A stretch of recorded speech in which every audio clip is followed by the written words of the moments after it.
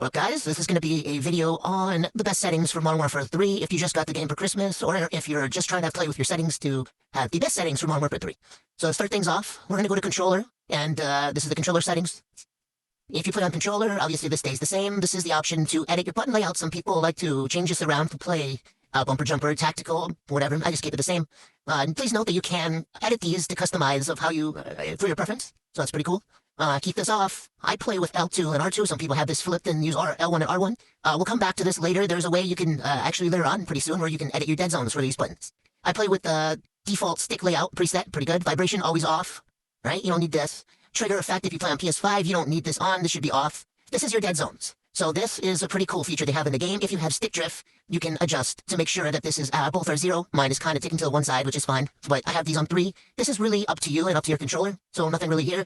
99 stick max is pretty good. These should be to 0, so that if you're shooting or aiming, you have no delay. For best results, it says see how much the L2 button must be pressed in order to be considered. If you press it right away, there's no delay if you have this at 0, so it's pretty cool. Moving on to aiming, it's a very big deal here. One of the things they added in, maybe it was the first patch, it was to change this to 120. It's not 1 anymore. So what you do is you go over here to aiming. This is how you fix this. This is very important. You go to custom. It's all the way at the top. You put custom for both. Then it's going to allow you, when you show more on each side of them, to edit this. This was at 120. You should have this at 1. Once you move this back to 1, you can set your rotation of how you previously had it. So I had mine at 1110. I'm going to put it back to 1110. And there you go. This should be at 1. Sensitivity multiplier, I put it at 80. It's what I use. This all stays the same. You can change it if you have a preference. Tactical stance, also the same. Aim curve response type. I play on dynamic. A lot of people do play on dynamic. This is instant. That's off. Aim assist type is Black Ops. Some people have it as default. Precision, I play on Black Ops. A lot of pros also play on Black Ops. Motion sensor behavior off. And there we go. Then we move to gameplay under controller. So this is all under controller. This is very important. I switched this automatic sprint to automatic tactical sprint. That's what I put on. That's what I like. It's being able to move forward while standing makes your character automatically tactical sprint.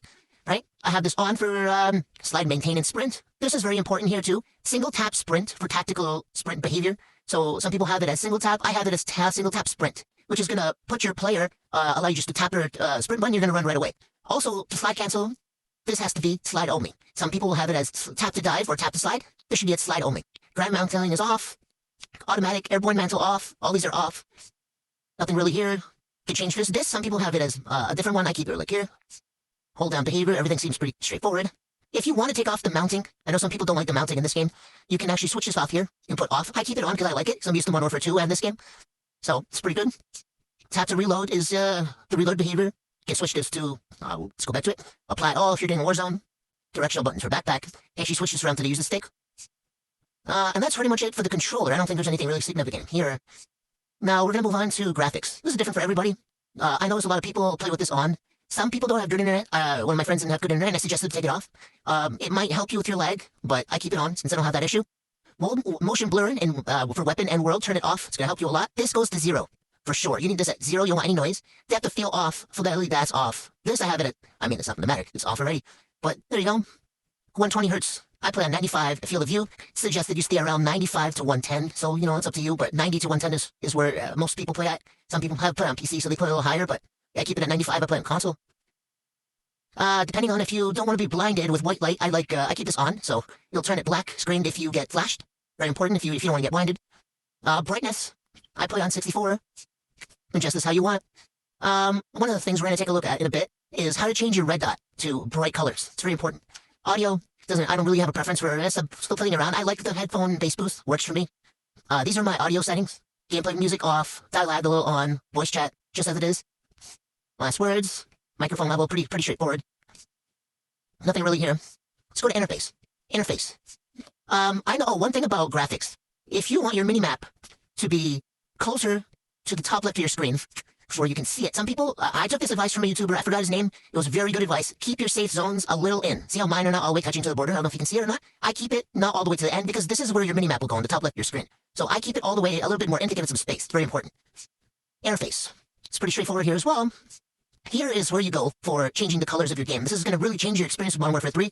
Color customization. It's under interface. Not under graphics. It's interface. Color customization. This should be custom. I don't know what it is for some people. Custom. Before you do anything here, you go down to color filter. This should be filter 2. Very important. Color, world color intensity, all this. 100, Now, once you do that, I'm pretty sure if you do custom, you go to your enemy, you see how the red is kind of popping a little bit, you can see it a little better. This is my settings for my red dot. You can copy the code or you can adjust it that way, but it makes it so that the color is popping, like literally it's very bright. I don't really care for the rest of them. I mean, I'm really looking for enemies when I'm playing this game. But that really changed the experience for this game for sure. Color filter too, and to adjust the red dots. Minimap, everything is the same. Crosshairs, I play with static. That's under interface if you want to change that. Center dot, I keep it at large. I find it's one of the best I like. I don't know if this is the default or not. Ingoing chat, packet loss. This, if you want to see your packet loss and latency live, I like to see if I'm lagging or not, or if it's the lobby. So, you know, that's good to have. Connection meter is good to have also. And that's pretty much it. Those are your main settings. Just to recap, one of the most important ones that we went through were the red dot to keep it brighter. So color customization, very important. Under controller and aiming, this needs to be custom, and then you can adjust this to 0. This 1, it should be 1. It shouldn't be 1.2. This was done through a patch. If you have any more questions, please comment. I'll answer them. And you guys have a good day.